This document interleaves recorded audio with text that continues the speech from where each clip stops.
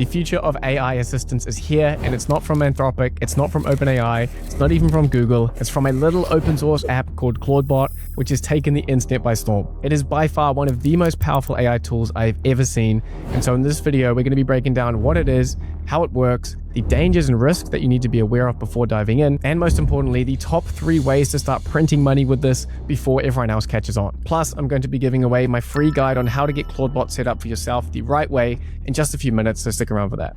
All right, Mark, we're now in the Jarvis era of AI, and we're going to break it down here for you guys, not only what ClawdBot is, how significant this is, and how it's really an entirely new market opening up for making money and building businesses, which we'll get into, but more importantly, like how to set this thing up, how it actually works, so you guys can figure it out and start moving on it now because it is really taken off. So Mark, thanks for coming on, mate. What are we going to be going through here? All right, so I'm going to walk through how ClawdBot works and what it is. So you have Claude Code, which the world, including myself, have gone pretty insane over. ClawdBot is like a brain that's not necessarily on a terminal. So you don't have to interface with ClawdBot on that boring terminal, and you don't have to use something like Cowork either. So you can use whatever input you want. It could be a Telegram message, a WhatsApp message, Slack, Discord. You have so many options on how you interface with it. And even though it's called ClawdBot, you can actually use whatever language model you want. So it's meant to be air traffic control, where you get the message, and depending on what tools and skills it has, it can talk to you like a chatbot, it can work like an agent, and most importantly, you can tell it to be proactive. So if you're Liam, tell me about the top 10 trends happening in AI right now. What would be the most important for my audience? Then instead of just answering your questions or doing the thing like Claude Code would do, it can do the thing, it can be proactive and do something else later or come up with something on its own later. So this is kind of freeing what you guys may be familiar with the functionality of Claude Code, but we're basically like jailbreaking it, freeing it from being stuck on your desktop or accessing it through a command line.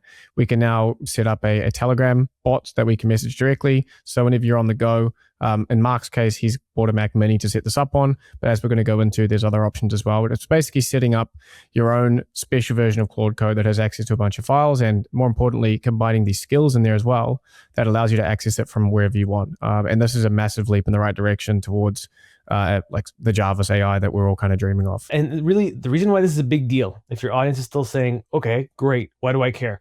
Why do I care? Because this has gone viral, because it's the first time you actually have a personal assistant that you can truly configure, and you don't need end-to-end. You don't need make.com. You don't need a 100-node workflow. You can literally just, as soon as you install it, and you can go back and forth with any AI to help you, you can build pretty much whatever you want. So this is the beginning of the personal assistant era. This is the whole, like, the future is already here. It's just not evenly distributed. Guys, this is the future right here. And if you can make the most of it now, there's this arbitrage opportunity where you're going to literally be superhuman for about 6 months, maybe even 12 months before the rest of the people catch on to this. Yeah, so if people look at this part where you just send a message, goes to ClawdBot, comes back with an action, you might be like, okay, well, this voice flow thing from 2 years ago does the same thing. But there's a big difference between this and voice flow, because the TLDR is, like I said, it is the air traffic control. So any channel you want, you don't have to do anything fancy. Everything comes out of the box, and this is fully open source, meaning if you want to change what it can or can't do or add a different connector, you don't have to wait for a platform to do it for you. You can do it yourself. And in terms of the tools, it comes with a series of skills. Like everybody knows how to write Apple Notes if you give it its own desktop. It can create all kinds of 11 Labs voices and clones. And a lot of these things that I'm mentioning in passing were huge end-to-end workflows just 4 or 5 months ago. And now it's all natural language based. And the fact that you can even make Claude modular, like essentially, let's say Claude is out of reach financially, either for you or your clients, you can run a local model and then have that hooked up to this ClawdBot brain. And Claude's just the orchestrator. ClawdBot just decides what happens when, which tools are used, and which skills are needed. Yeah, I mean, the quickest thing you could do to cut your costs is jump over to some of the Google models. You know, like go from using Opus 4.5 to anything in the Google suite, far cheaper than the Anthropic ones. So there's that. Or, I mean, if you're really trying to minimize cost, it would be the Google side, right? Rather than having to purchase the Mac Mini and run the stuff locally. I tried to run, I can't remember what it is, Ollama, and get it to do run Claude Code for me. And I've got a pretty decent Mac, and it was just like, it's a like in 40 minutes to generate like 3,500 tokens or something. So yeah, there's definitely a hardware limitation. So people need to be aware of that. Yeah, it's a good segue. So the ways you can use and set up ClawdBot, like we said, you don't need a Mac Mini. The TLDR of why people like myself have gotten one is if you want to have that interface where you can physically see that your agent or agents have their own workspace, their own desktop where it can build, manage files, operate its own environment fully, but you want to separate it from your Mac in your life so you don't risk hackers, viruses, all kinds of things going wrong. That's where the Mac Mini is becoming helpful. And also, if you want to use open source models, like Liam said, my computer basically nukes itself if it tries to run something on Ollama. So because it's a virgin blank slate, technically computer of its own, you can also run language models a lot more easily. But for most of your audience, the cloud is probably one of the best places to go. You can literally use Amazon Web Services. There's tons of tutorials already on this. And you can hook it up on the free tier. And you can use this on the free tier. It just might not be as pretty and cute as what I'm about to show your audience shortly in terms of how I have it set up. Love it. So what, you've got maybe 10, 20 bucks a month, or are we talking like 50, 100 bucks a month to actually run this at any kind of scale? This literally free tier. Like you can live on the free tier depending on how much you use it. I suppose it's if you're choosing to use the Gemini API, like accessing it through a hosted model, like not a self-hosted model, but a provider where they're already running the models for you. And then you're just paying for the cloud space to be able to run the ClawdBot itself, right? Rather than running the ClawdBot and also hosting the model. So you want to stay away from hosting the model on the cloud setup as well. Guys, if you are already sold on ClawdBot and want to get this set up for yourself the right way in a few minutes, I've got my full guide on how to do that in the first link in the description. It's going to break it down for you so that you can set it up the right way without all the risks. Plus, with that resource, I'm also going to be including a more in-depth breakdown of each of the money-making methods for you guys so that you can take action on them today. Yeah, and there's one more thing. Let's say you don't want the Mac Mini, but you still want to run it locally. You could also use something like Docker to create a container, to run a local model, to also interface with this. So it's very malleable because it's open source.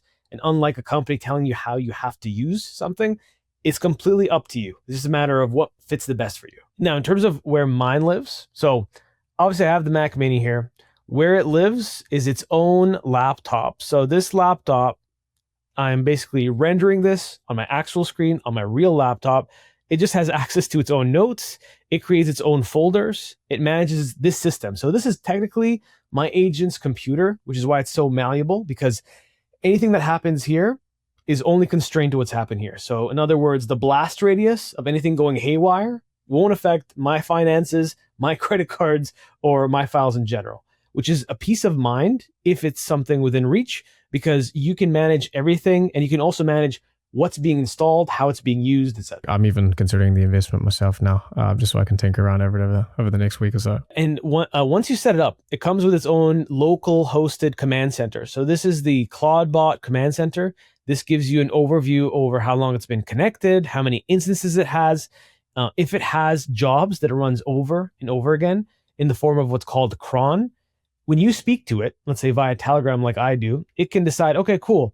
It looks like Mark wants to run this reminder to go check his YouTube competitors and look at their comments using the Apify scraper every hour or every 3 hours. And this is where the proactivity comes in, because it basically pings its own server and it messages me whatever I'm looking for. And then a part of that picture is obviously skills. So like you have normal Claude skills, these are all open source skills. So these skills let it use things like the Apple reminders, write its own notes, watch for blogs, take a screenshot of its own environment. So it can literally be like, am I doing the right thing? As if it's like your actual virtual assistant. Yep. So and these are, a lot of these come out of the box in the setup wizard, which is helpful, right? So this is, I think, a huge leap forward. This is that these come out of the box, and a lot of the integrations, like the 11 Labs one, which we can showcase in a second. But instead of the like clunkiness of MCPs and how bloated those can be, these skills now seem to be forming as like the new unit of like integration or as a feature. And the fact that we'll be able to like browse marketplaces for these and figure out what we want to plug in very quickly to our personal like Javas here, I think is super exciting for non-techies especially. Yeah, and just the TLDR for people on difference between skills and MCP. A skill is like a constrained set of, let's say, endpoints or different functionalities from a service. Let's use 11 Labs as an example. If you want to clone a voice, if you want to generate something with an existing voice, those are two different functions. So Skill just creates a cheat sheet in plain English with those functions, and it tells whatever LLM it is, this is how to use it, and this is when to use it. And the core difference is an MCP is kind of always on, meaning it's bloating your context window of your conversation, which might push the agent to timeout. A skill is invoked just in time, meaning whenever it's needed, it'll be used. Yep, love it. I think that's the future for sure. And I think even Anthropic kind of admitted that MCP wasn't the way forward by making the transition over to skills. 100%. So we already spoke about the ClawdBot environment. You can connect it to whatever you want, Discord, iMessage, Signal, whatever makes you happy. A lot of this stuff comes out of the box. You just have to hook it up. If you choose WhatsApp, I think you have to just scan a QR code and it hooks up to your personal number. So one disclaimer for your audience is if you want to separate your life, which I recommend that you do, if you're not a cybersecurity expert yet, it's probably better to use something like Telegram, especially because the blast radius of something going wrong is probably a lot lower. Yeah, and then when it comes to where you can interface with it, you can also do Google Chat, Microsoft Teams, etc. So I only allude to that because there is a business opportunity here if you can figure out how to set this up, securely, and use it, because most of your clients are using something like that. Securely, yeah. I mean, just like scratching the surface of how this can be set up as a service, which we'll go into in a second, is it's a huge opportunity here. And then behind the scenes, just in case you're still, okay, let's say you know Claude Code. So if I say the words Claude Code, then when I say Claude MD might mean something to you. Claude MD is like the brain of how Claude Code operates every session. It's kind of like the values, the holy book. Like priming. Yeah. Exactly. So the priming here is a bit different. When you onboard ClawdBot, it asks you questions about how it should behave. So it's fully going the personal assistant angle. Lily asked me, when you're wrong, Mark, do you want me to be direct and tell you're wrong, or do you want me to be soft or passive about it? So it interviews you in natural language, and then it stores your preferences in its soul.markdown file. So it's literally called soul.markdown. Then it asks you what it should identify as by name, creature, etc. So it, out of the box in 15 minutes, once you have it installed, it's ready to go. It knows how to speak to you. I told it I like lowercase. I write in lowercase. Don't give me some cookie cutter stuff. Don't say I'm absolutely right. And then we were ready to go. Now, we might have this just after this, but when it comes to building in your workflows to this, so you've got your workspace set up, you might provide it with some like market research data or sort of key components and documents about your business. How then are you needing to create custom skills, or are there like simple commands that you can set up? How do you then start to make workflows on top of this? So one tool that I like to use quite a bit, you can use whatever you want. Any form of IDE where it can do stuff is helpful. I like to use Warp because it has a free tier. So what I like to do is I just go and I say, hey, can you go interface with ClawdBot? I don't feel like building a skill, but can you go and figure out how to use insert X API? Let's say we want to do the HeyGen API to make a copy of ourselves. Go look at the HeyGen API, see what you need from me, and see what would it take to make a skill. And then once it creates a skill, it stores it behind the scenes, and it tells ClawdBot in its like identity and its tools file, make sure that when Mark says clone or avatar, we use this HeyGen skill. So that's one avenue. Another avenue is once you have it set it up well, you can actually ask ClawdBot to create the skill itself. So once in a while, I'll ask it, I have a challenge for you. I don't know how you're going to do this, but I have this voice note from Liam. I want you to take this voice note and I want you to clone his voice somehow using 11 Labs. I'm not going to tell you how. I'm not going to tell you where. You have the API key, go figure it out. So it will go 5-10 minutes, try a couple things, then come back and figure it out. Okay, so if we pop in, you can see this is my beautiful assistant, Claudette. I actually asked her to make her own profile picture. And I asked her, can you tell me what Liam Ottley's last 3 videos were about? So behind the scenes, I gave it access to Appify, specifically the MCP, just to make it easier. It went, kind of scraped it, so just returns back the link. Pausing quickly on that, Appify is a great thing to have integrated because of its like depth of different scrapers, right? So that's just like a very easy general purpose connection you can make to give your ClawdBot a ton more capability, right? So it can find a LinkedIn scraper if it needs to and use that. And it's just all set up through your Appify account. You're going to get pinged for those actors. Exactly. So if you go to, that's a great segue, go to mcp.appify.com. You could see out of the box, you can just set everything up. then you can click any one of these. This is what I did. I literally just clicked on warp. It gives me the request that I need to send. Or you could do, let's say, Claude Code. You just give it this command. You paste that. You tell it, can you go learn how to use the Appify MCP? And then you can add whatever actors you want. So in this case, you can just literally go, select them, click save. Then you're good to go. And then so you manually add those in, or there is a, like when it uses the search function there, is it going to search from the ones you've enabled, or is it going to search the whole database of actors? You're asking the right question. So out of the box, I manually put ones in that I know for a fact I want always. So that's where I added them here. And then you just have to enable it to search actors and call actors. And then if it's not there, if it doesn't have, let's say, a LinkedIn scraper, it can go and search for an actor that's highly rated and then add that to its stack. That's super helpful. That's how we got these YouTube videos. And then this is the part where it's super cool. I sent it a voice note just to better understand what's happening. And like I asked it, can you create a clone of the following voice note that I'm about to send you? So I basically gave it this voice note of Liam swearing at me for being late to this pod, and then listened to it. And then I said, can you use this file to clone his voice and send me a sample of the clone telling me that he loves me? Now, I would love to play this, but Liam kind of muffled his own voice on purpose, so it's going to sound super goofy. Do you want me to play it or what? Yeah, I mean, I haven't heard this. Is it my bad American accent? He's awful. Hey, Mark, I love you, man. This voice cloning technology is absolutely... That does sound like how I sounded in the voice note. In the future. Hey, Mark. Yeah, it literally sounds Mark, man. Yeah, that's what I sound like. Yeah. And then I said, can you voice note me a breakdown of Liam's channel strategy from what you can see? And super interesting that I want to show your audience here is that it started glazing me immediately. Yeah, I mean, that's part two. That's part two. But part one is it ran this job that I told it to do to look for my YouTube competitors. So then it found the last few people in the last few hours that had a video around Claude. So I was just like in the middle of it. But here's the part glazing you. All right, let's break down Liam Ottley's channel strategy. So Liam is at 724K subs right now. He's absolutely crushing it in the AI automation space. And his whole strategy is built around this concept he created called the AAA model, AI Automation Agency. We got the idea. So that you're asking it for a... Did you ask it to give a audio summary there, or is that in your preferences? Yeah, send me a voice note. Oh yeah, can you break down Liam's channel strategy, but nothing else. Cool. And, I mean, so my questions here is like, there's the difference between like a general purpose assistant that has been given enough tools and access to stuff that it can just figure shit out on its own, versus a bit more of a structured one. Like, say, like I've just been setting up a Claude Code workspace for myself for like as a podcasting workspace to help me research competitors, research guests, do a quick like kind of snapshot of the market, see what's trending, or a snapshot of my competitors, and these kind of core, like not necessarily full skills, but just like a Claude command that has a markdown file with a couple things and telling it how to use different parts of the readmes inside of it, any scripts as well.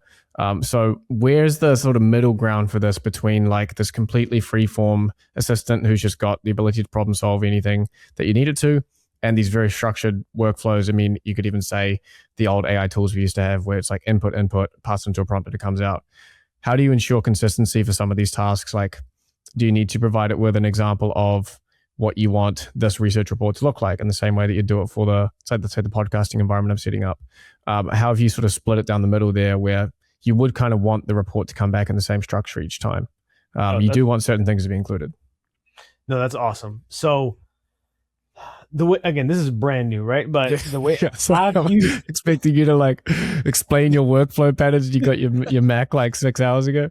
Well, it's more of like a discussion, like where's it? Because sometimes you're going to want like, hey, no, I kind of want it this way, and yeah, I suppose it can help you to create those patterns, right, and create those templates for it to fill out. Yeah. So for me, this is very like on the go things that I wish my executive assistant could do without me having to over explain and kind of like direct here and here and here. Let's say like, tell me about the latest video that came out today that went viral. Like those kinds of things, really good at, because it can abstract those skills. But for me, I have like 8 Claude Code command centers. So if I'm trying to send an RFP or a proposal to a client, I'm very particular. Like I usually go through 3-4 iterations until I get it. I don't want to wait, because the thing is, now that's on Telegram, your mammalian brain is programmed to wait for like what, a minute or two before you get a response. Yeah. If it takes 10 minutes, you start losing it. But when you're in front of Claude Code, you know that you have to go grab a coffee and come back before any magic happens. So different platforms for different parts of your workflow, at least for now. AI maxing.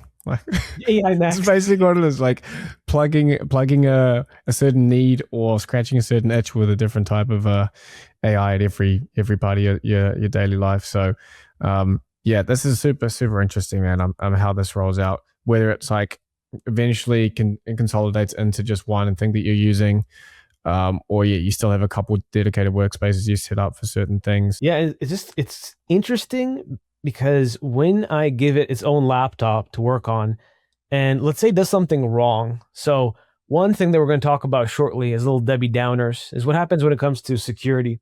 So I saw a bunch of tweets saying, this is insecure, be careful of this. I taught it to scrape X. So then I started sending it all the tweets saying, can you make sure we're covered on these security things? And then it made its own notes in its notes folder on like the things that we're covered for, what it needs to implement. So it can even make its own to-do list. You don't need an Obsidian. You don't need a Notion. It has the same access as an employee with a laptop. And that's why all the use cases that need to exist don't exist yet. Man, it's exciting, man. It's insane. But we do have to talk about the elephant in the room, the crab in the room, which is security. So if you go on X, you'll find tons of people sounding the alarms that this is actually a picture of people around the world that have spun up ClawdBot on a server. So this is the blast radius of chaos. And if you don't know what you're doing, yes, it can be cheaper than buying a $2,000 Mac Mini. But if you don't know what you're doing, there's so many vectors that an IT person or a hacker can use to get access to your personal laptop, your WhatsApp, your funds, your credit cards. So even though this is super cool, well, I'm going to emphasize this. There are a lot of consequences if you don't separate your life. So even when I created my employee, Claudette, she has her own iCloud account. She has her own brand new email. Everything is completely separate from me. And so where's the danger zone? Is it if you're running this locally on your own machine and it has access to all of your stuff on your main machine? Yes, you have different tiers. Tier 1, let's say you're purely local. So you have a local model, it's in Docker, and you're running it locally. The only blast radius is it might nuke all your files on your computer, right? If it's actually on your personal computer. Number 2 is if you run it and it's using the cloud and you are giving it your actual WhatsApp and you have a bunch of what are called ports open for different services. If you don't secure those ports, people can take advantage of those. And once they're in one, they can find their way to tunnel into the rest of your services or files or whatever. That's number 2. So that's mainly like a breach of what you thought were private files, right? Like if you've got, I don't know, API keys or you've got login and password or... I hope you're not chucking those in the MD files, but personal stuff that you don't want getting out there. Yeah, and then there's more tiers. Again, I'm not the full expert, so do your own due diligence. But even with the keys that you give it, let's say you give it the 11 Labs API key. Let's say you give it the, I don't know, GitHub. A lot of people are using it for GitHub where they're like, you know what? Go look at my Vibe coded app while I sleep. Go come up with a series of improvements and work on it until I wake up. Theoretically, beautiful.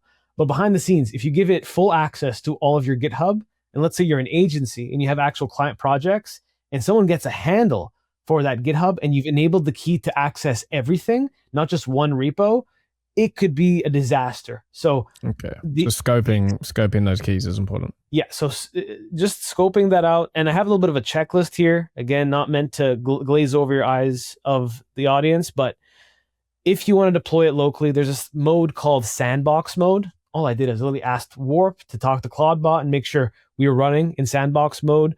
If you want to self-host, obviously local models is the safest way. If you have credentials and secrets, make sure that you put them into secrets managers. You don't share sensitive files. You don't just put a series of API keys and then like an open JSON that anyone can access.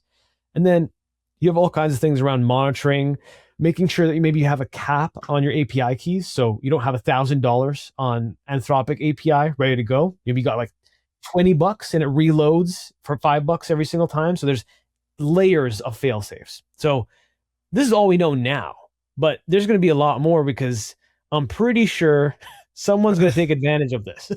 Yeah, so Mark and I had a bit of a brainstorm on ways to make money with this.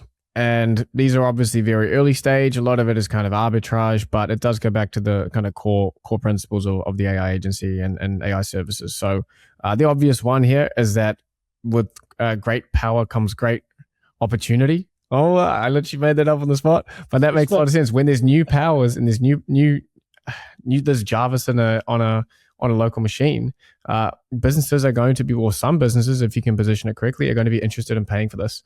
So that would involve you starting off just setting it up for yourself. Do the cloud hosted version first, get a feel for it. Once you're sure you've kind of figured out the best workflows for it, how to set them up quickly, you could look to do it yourself, purchase one locally, and then use that as a template to offer that to businesses as well. Small businesses in your area saying, hey, I can set this up for you. The big issue here is the education gap on what the hell this is, because you guys are probably already an AI enthusiast and you're watching this to try to just like understand this as the rest of us are. So there's going to be a huge gap between where you are and communicating this value. It's likely going to be one of those cases of where don't really tell them what they're going to get out of it. Don't try to explain all the AI stuff under the hood. Just like, I can do X for you. Here's how much it costs. Like, do you want this result? Probably a personal assistant setup for a founder or a CEO or a C-suite person is the way to go here. Someone who's got a lot of, the time is very valuable. And like Mark said, having a personal assistant that can sort of have the ability to access the right things and do little admin tasks for them, and offering that as a service to sell those to businesses or even to individuals, maybe to like targeting entrepreneurs who are busy and want to have more time. So setting these up for them would be a great service. I would also add in setup as a service, setup as a education product as well. Like, you could drop a $97 course right now on how to get the most out of it and set it up. And as long as you have the means to market it, then that's an opportunity as well. So either the service-based approach and then the info approach. The service one's probably going to be, again, it's always like, how effectively can you market? If you have an audience already, then it's probably easy to sell the information.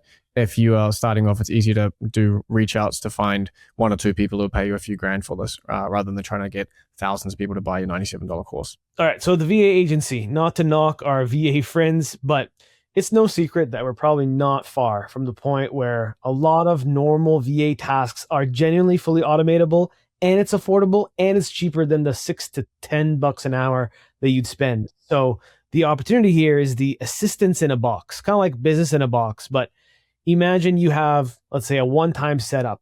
That setup could be, again, on cloud. You could literally sell them with a premium, a Mac Mini, and install it and set it up for them and install the packages. And then you can have...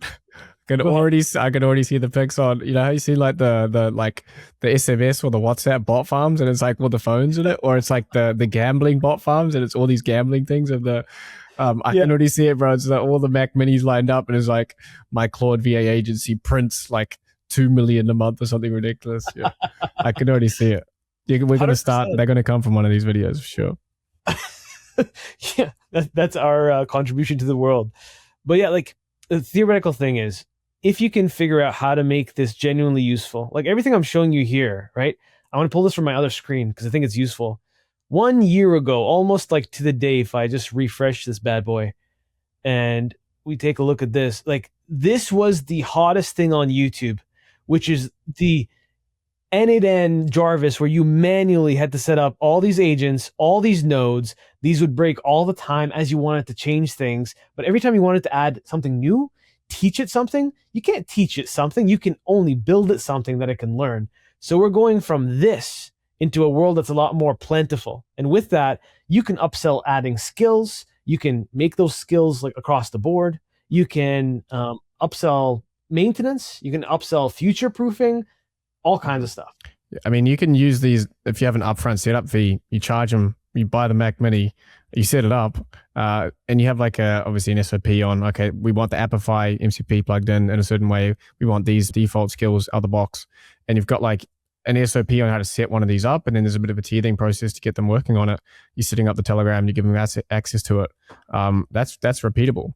And I mean, even thinking about how you can add more value to them on top of that, you can have hey, I'm going to analyze your transcripts occasionally. whether you either create a skill that is almost like a workflow tracer and will actually look back of the conversation, figure out what it used and when, and then be able to like bake that into a skill itself, or like build it into some sort of reusable workflow. So much to build off of here. But I think you guys can see the value in it.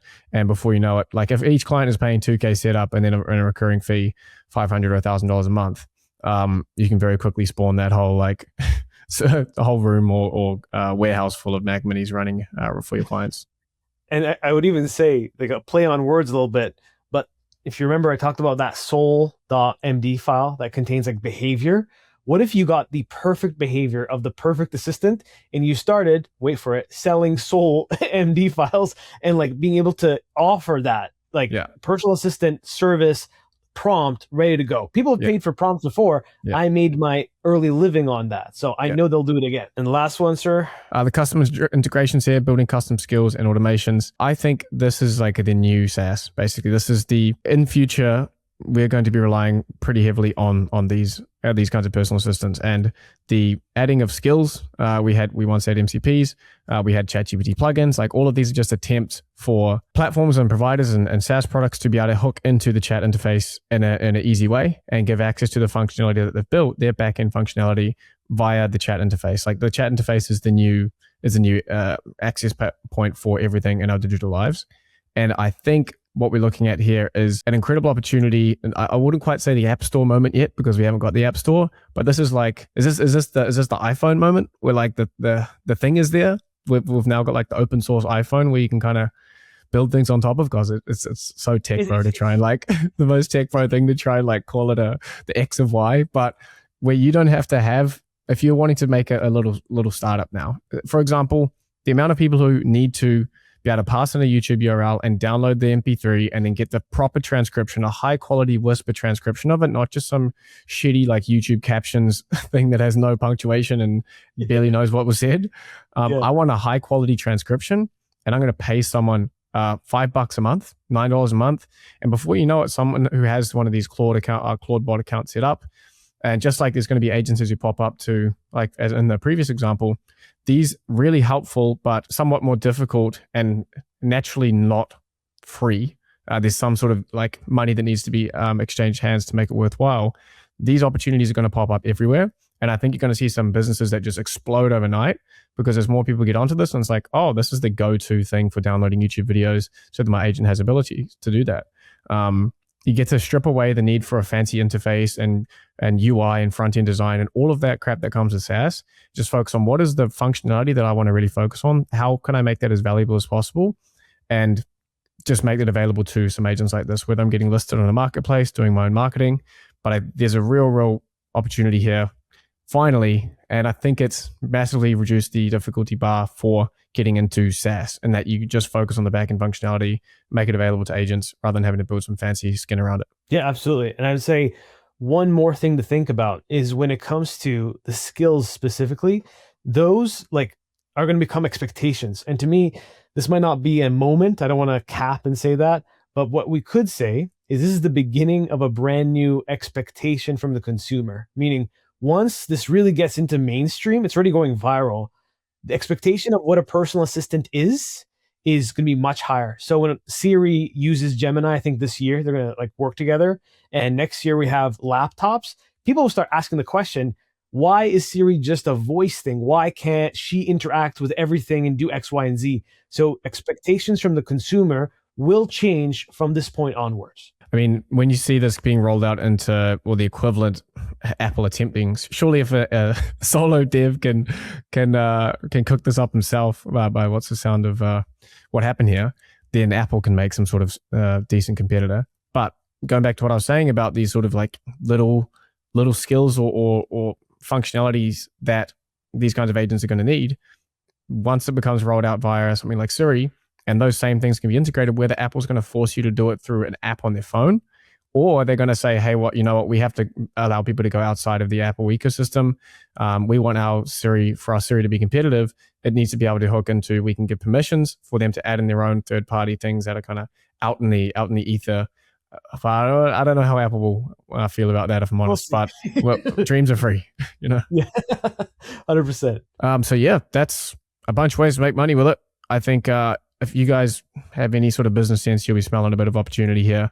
Not only just for us in the near term to brush up on this and to get our own one set up and see how far we can push it to max out our productivity in this new era of AI that we've seemingly stepped into here, but also looking at how, if you're an agency, you can roll this into your services. Just like a few days ago, I was telling everyone how teaching companies how to understand Claude Code and set up their own workspaces as a service was a thing. This seems to be like the new frontier on that. So yeah, it's so great to be in this phase now. I think last year was a little bit slow, but I feel like we're absolutely like cooking this year on new releases.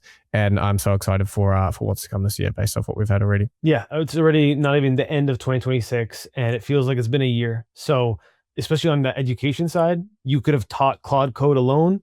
Then a week later, you could teach Claude Code and Cowork. And now you could teach Claude Code, Cowork, and ClawdBot. And then you could probably keep stacking on top of that. Yeah. So the education piece is huge. And like as this stuff runs off further into the distance, companies are still in the same spot. And the amount of like monetizable space between where the tech is and where these companies are, the automation that was available in sort of mid 2023 that like millions of businesses still need is still sitting there, all the way up to this stuff at the very cutting edge of what's going on in the AI space now. So what a time to be alive, what a time to be in this space. So Mark, mate, I really appreciate you coming on and sharing your source as always. And so if you guys want to check out Mark's channel, he's always pumping out some great content on Claude Code, ClawdBot as well now, I'm sure, and anything at the cutting edge of AI. So I appreciate you, brother. Thank you for coming on. Thanks for having me again. Cheers. That is all for the pod, guys. Like I said, if you want to grab my full setup guide for ClawdBot so that you can do it the right way in just a few minutes without all the risks, that'll be in the first link in the description. And inside that, I'm also including a breakdown of each of those ways to make money with a bit more information so that you know how to take action on it right now. And if you want to learn more about how to start an AI business by selling services and products like this, you can check out my full guide on starting an AI business, which is available up here. That's all for the video, guys. Thank you so much for watching. I'll see you in the next one.